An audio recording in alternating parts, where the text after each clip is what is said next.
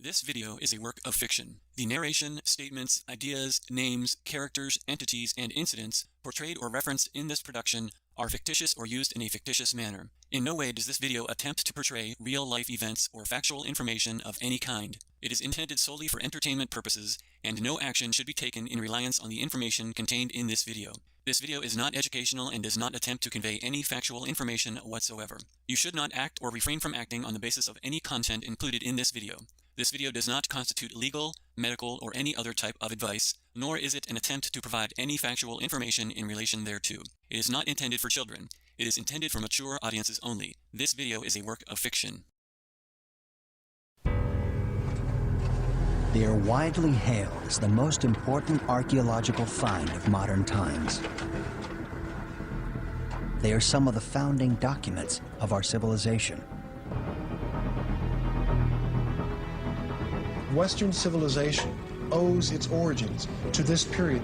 This really was history's Big Bang.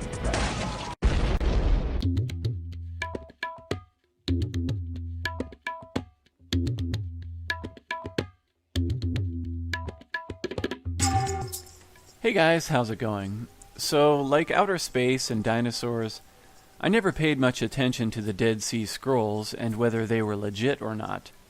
They were just another piece of mainstream history, so I never bothered to question them. However, once I read the actual account of how they were discovered, and then all of the subsequent and ongoing drama, I decided to look more closely at this amazing and convoluted story. As an added bonus, when I was researching the history of the scrolls, I learned that NASA also had a part in this show. NASA technology developed to study other worlds provided a key to reading these ancient manuscripts by offering a better tool to see beyond what is visible to the eye. Well, as much as I love to bash the fraud known as NASA, they are not my focus in this video. I mainly want to share information from one of the main skeptics of the Dead Sea Scrolls, a not very popular scholar named Solomon Zeitlin.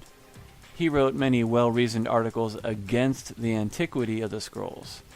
But I will touch on NASA's contribution, but later on in this video. So to begin, let's look at how in 1947, in a cave, untouched for 2,000 years, a Bedouin finds jars filled with ancient scrolls. And by the way, Bedouins are nomadic Arabs who have historically inhabited desert regions. So the story goes, and it's very simple, a shepherd of the Ta'amira tribe left his flock of sheep to search for a stray. In the cliffs around the Dead Sea, he apparently found a cave on the hillside and was intrigued, so he threw rocks into it, and then he was startled by the sound of breaking pots. So just so we're clear, the way that the Dead Sea Scrolls were discovered is that in the area of the Dead Sea, a Bedouin sheep herder goes looking for his lost sheep, finds a cave, throws rocks at it, and then hears pots break.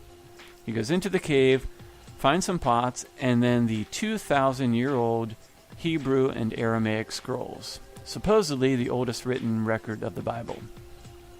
That's amazing. He should have been rich and famous, but he wasn't.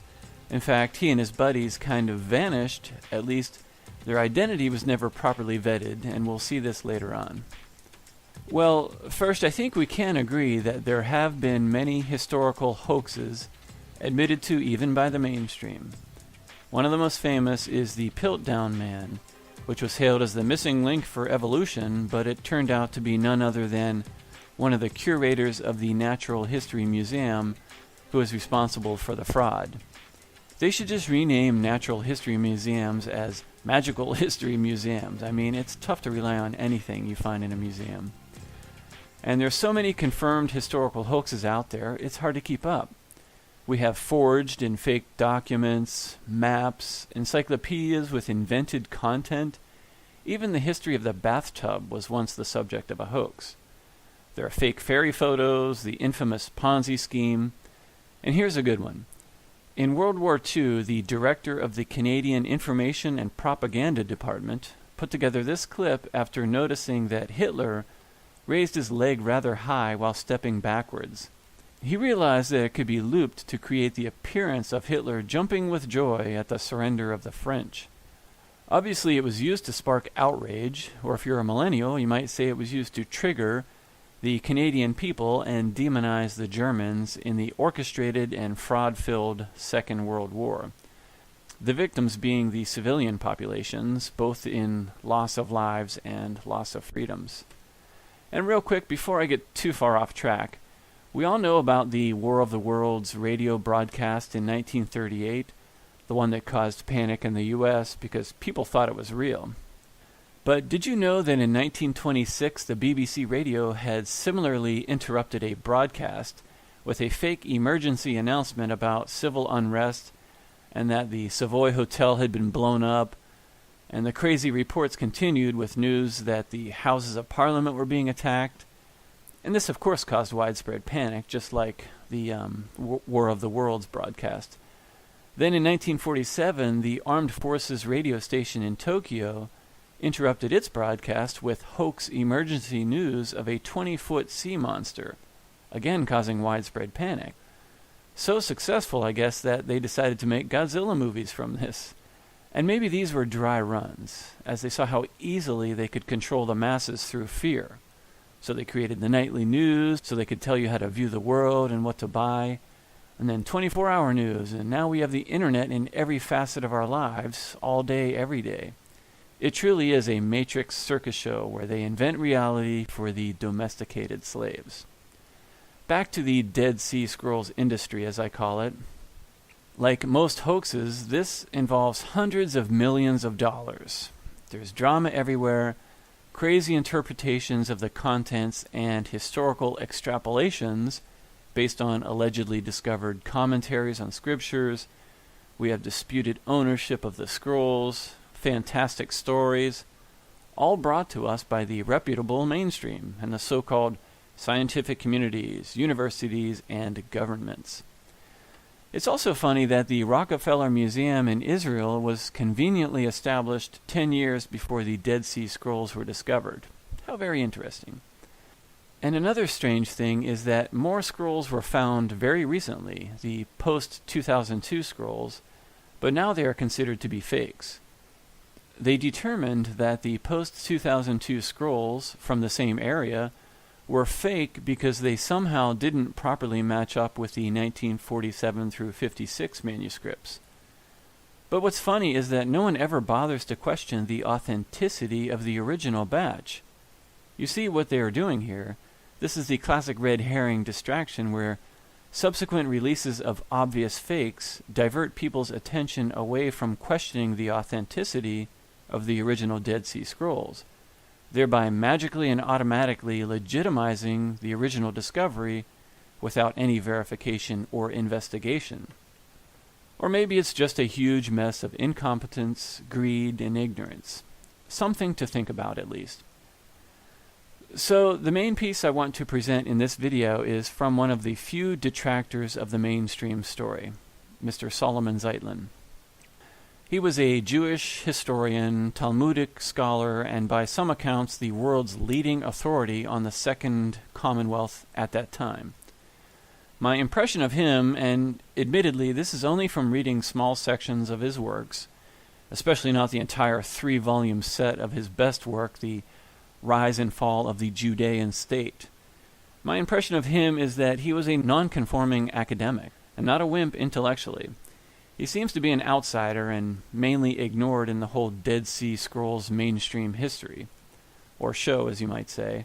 But then again, I'm not a historian, it just makes you wonder. So let's see what the man had to say about the Dead Sea Scrolls when they were discovered, or at least announced to the public. And I'll just read a few sections so as to not bore you to death. So in the 1954 article titled The Antiquity of the Hebrew Scrolls and the Piltdown Hoax, a Parallel, Solomon writes, starting on the second paragraph here, in 1947, news was heralded to the world of the discovery of ancient Hebrew scrolls. They were brought to the Archbishop of Jerusalem, who said that he instantly recognized their antiquity, especially because no people had been living near the shores of the Dead Sea since the destruction of the temple. A person connected with the American School of Oriental Research in Jerusalem said that the scrolls were of great value, but nevertheless admitted that though the script was obviously Hebrew, it looked strange to my inexperienced eyes. Photographs were sent to one of our great American archaeologists, who immediately declared that on the basis of paleography, they were of great antiquity, and he said that they would revolutionize biblical scholarship. In this assertion, he did not take orthography into consideration. He made it despite the fact that he had not examined the scrolls in their entirety. The same scholars who originally proclaimed them to be of great antiquity, disregarding all the evidence to the contrary, still maintain this view.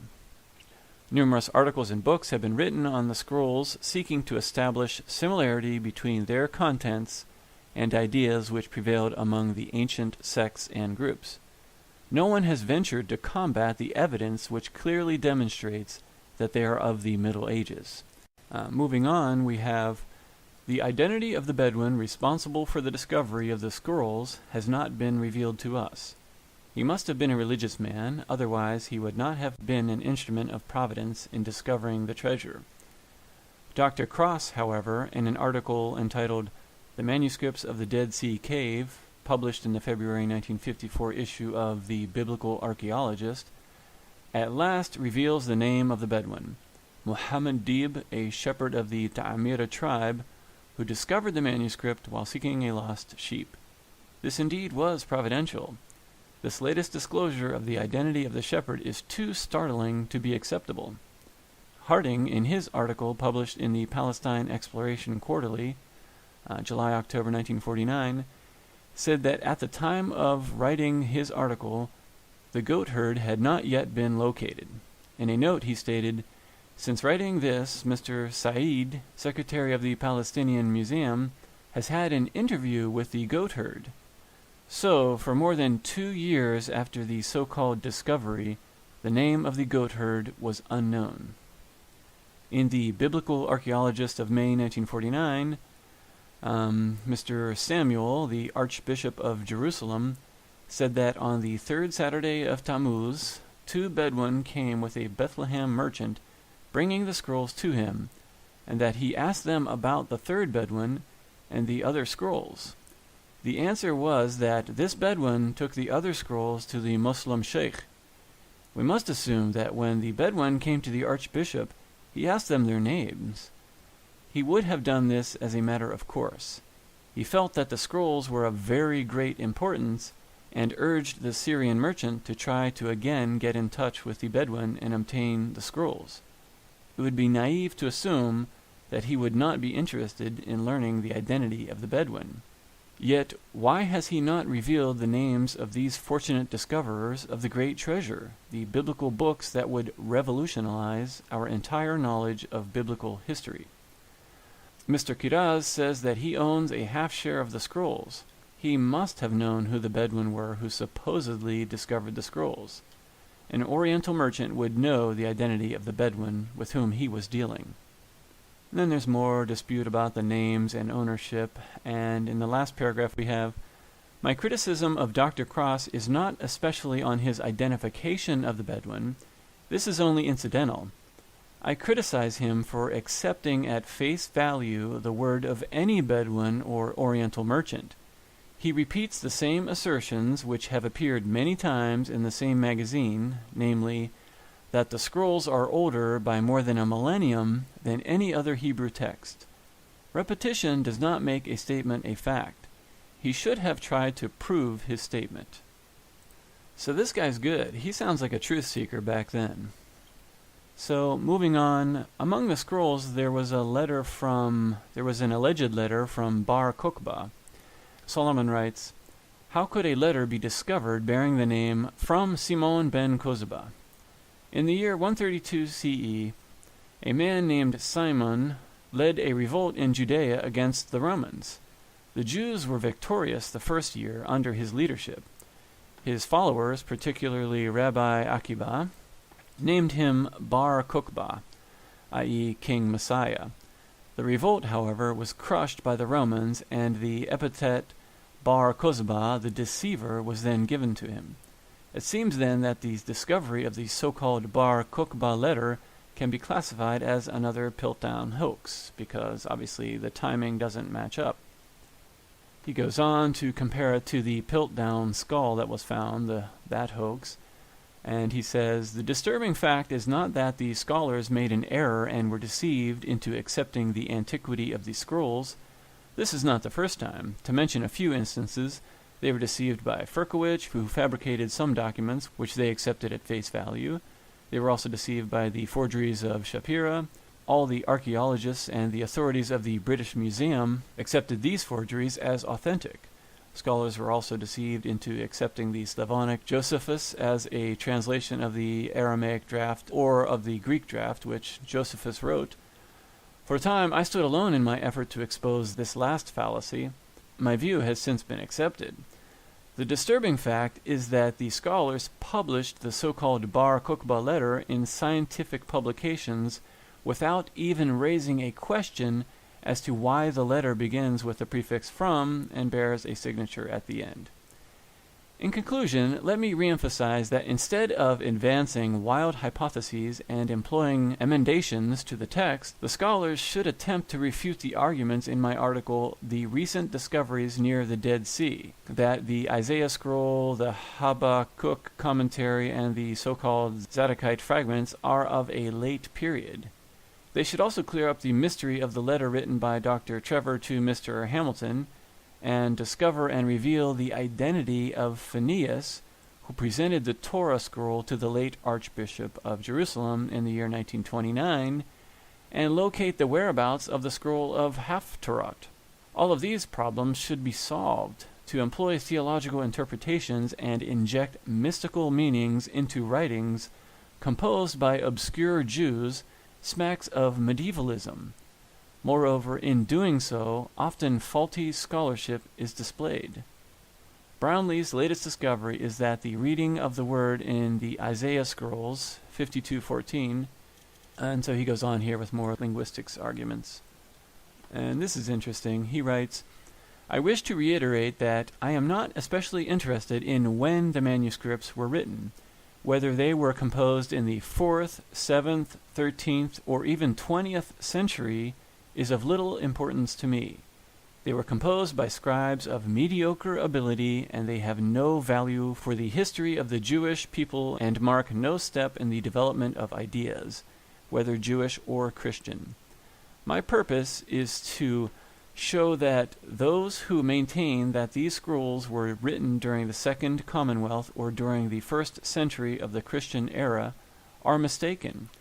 As a student of history of the Second Jewish Commonwealth, and engaged in writing the history of the Jews and Judaism of that period, I deemed it necessary to expose the fallacy of the antiquity of the scrolls. So that's some powerful writing, and like I said, he is very thorough and he's very knowledgeable. This guy knows his stuff, so I encourage anybody who's interested to read these articles. And also, moving on, we have the 1953, the fiction of the recent discoveries near the Dead Sea, and a couple of passages that are of interest in this article are, those who believe in the authenticity and the antiquity of the scrolls are inclined to ignore proof to the contrary. Scholarship must take all known facts into consideration to ascertain the truth. It must be objective and impartial. Some writers have not even mentioned that the antiquity of the scrolls has been questioned, like the author of the article The Cave Scrolls and the Jewish Sects, published in the commentary of July 1953. The author on page 78 says, every newspaper reader knows that the discovery at Khirbet Qumran was one of the most important finds of ancient documents ever made.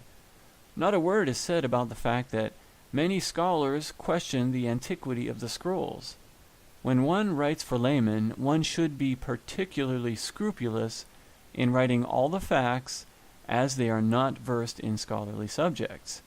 Even the editor of the magazine did not append a note stating that there were diverse opinions in regard to the authenticity and the antiquity of the scrolls. That's some good stuff. And further in this article he writes, To sum up, the assertion that all handbooks on the Bible, early Christianity, and the history of Judaism will soon be in need of drastic revision is groundless. No letters of Bar Kokhba have been discovered. The phylactery which was discovered in the cave was not worn by one of the Essenes, but belonged to a Babylonian or Egyptian Jew, and was smuggled out of a Genisa and placed in the cave. The value of the more recent discoveries is of no more importance than the discoveries of 1947. To ascribe the Isaiah scroll, the commentary on Habakkuk, and the so-called Manual of Discipline to the pre-Christian period is to cause confusion in the history of the Second Jewish Commonwealth, which may lead to falsification of the intertestamental literature. No answers have ever been made to my queries. Number 1. From where did the 3 scrolls come which were in a suitcase in the St. Mark's convent for about 20 years, according to a letter from Dr. Trevor to Mr. Hamilton? Have these scrolls any connection with the discoveries of scrolls in 1947, or with the scrolls which were looted from the synagogues in Hebron in 1929, about 20 years previous? Number 2. Who was the Jew Phinehas who presented a Torah scroll to the late Archbishop in the year 1929, when the great riots took place in Hebron, when scores of Jews were killed, synagogues ransacked, and the Torah scrolls looted? Is the Torah scroll which the Archbishop brought to the United States for sale the same which the Jew Phinehas presented to the late Archbishop? Or is it the scroll which Dr. Brownlee and Dr. Trevor saw in the Syrian library, which they say was a manuscript of the 18th century, Ashkenazic, with characteristic German paleography? Number 3. Where is the scroll of the Haftarah which Mr. T. Weschler saw and which has since disappeared? I believe answers to these queries and others which I have put forth will help to shed light on the mystery of the discoveries in 1947. So those are some powerful assertions right there that apparently never were cleared up. This guy could have been a truth seeker. It sounds like a lot of his questions were never answered, sort of like a lot of the questions we are asking today about NASA and space claims. And that was just some of his reasoning. He also focuses on linguistics, or paleolinguistics, which I think is fascinating. And so on that note, let's look at the timeline and what has transpired since the scrolls were discovered. I'll just read a few of the highlights of this timeline, but I'll put the link in the description in case you're interested in reading the entire timeline. So, in 1947, Bedouin shepherd finds 7 scrolls in jars in cave above Khirbet Qumran. British barricade Jewish settlements in Jerusalem to contain incidents of violence.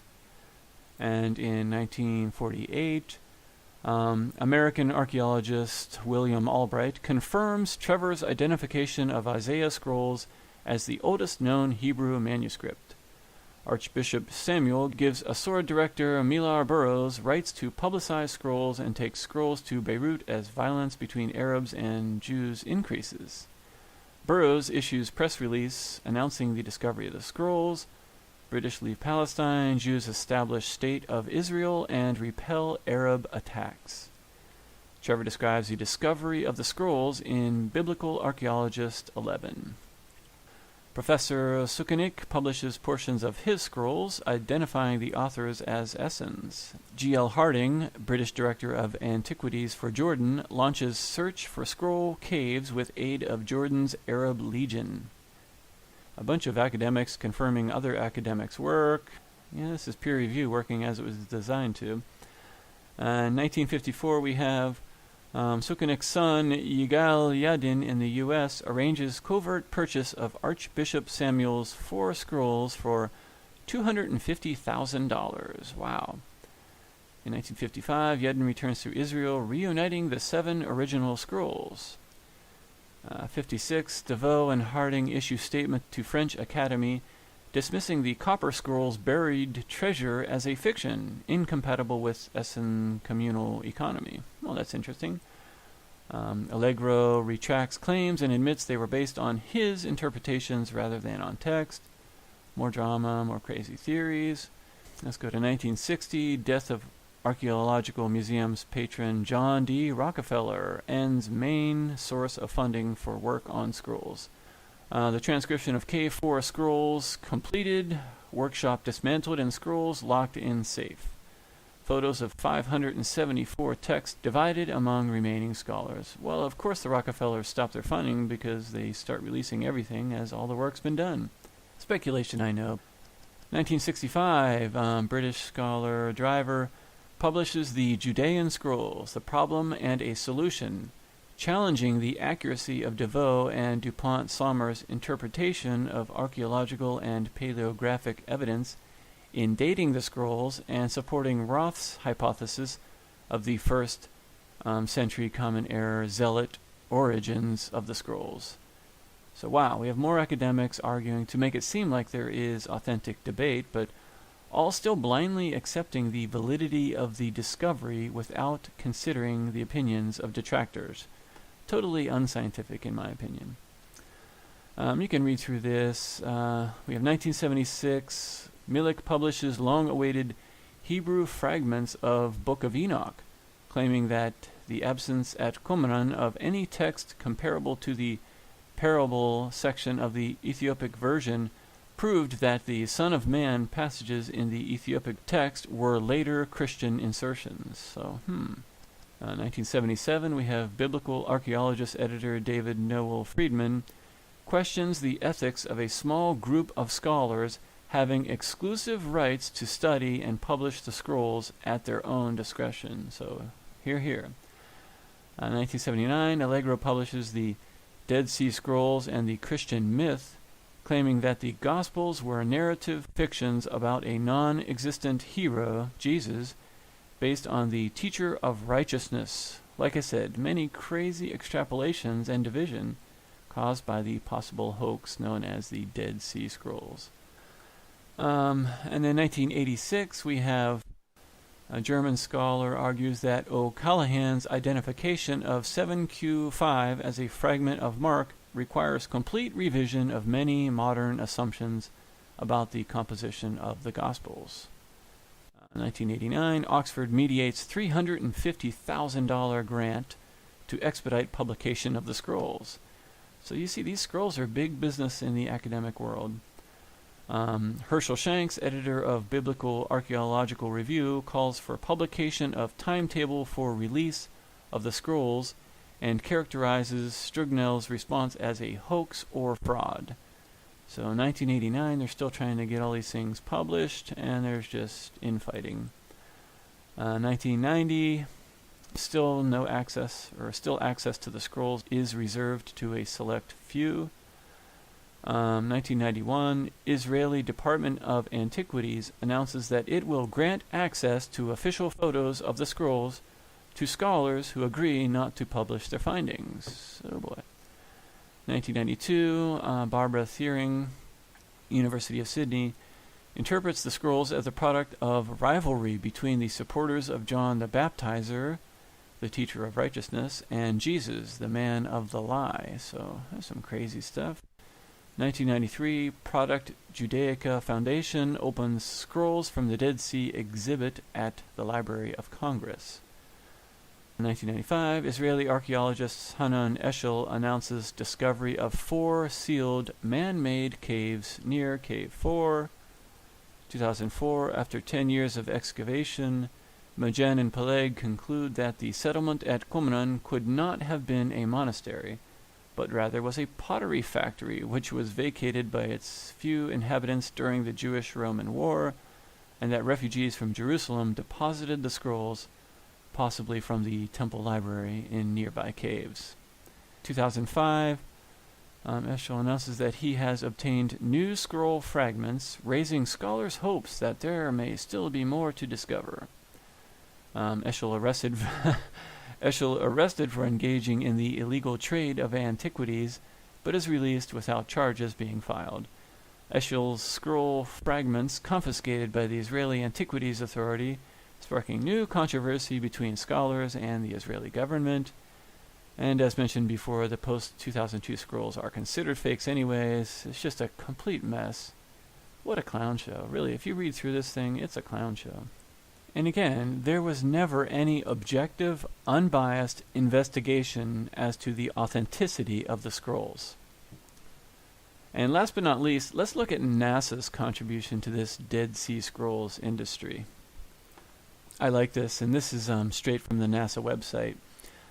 Seeing into the past, the description of the discovery reads like the opening scene of a big screen adventure. Well, you got that right, NASA. The year is 1947. In the barren hills surrounding the Dead Sea, a shepherd searching for his lost goat stumbles upon a discovery that echoes across time. In a cave, untouched for 2,000 years, he finds jars filled with ancient scrolls. Well, that's just magical. So you can see the image at the left, and this isn't the plot for another Indiana Jones movie. These are the Dead Sea Scrolls. Oh, wow. So the funny thing is they use their digital infrared imaging, and it allows them to look at the scrolls in a narrow wavelength band, says Gregory Bierman, research scientist at NASA's Jet Propulsion Laboratory in California.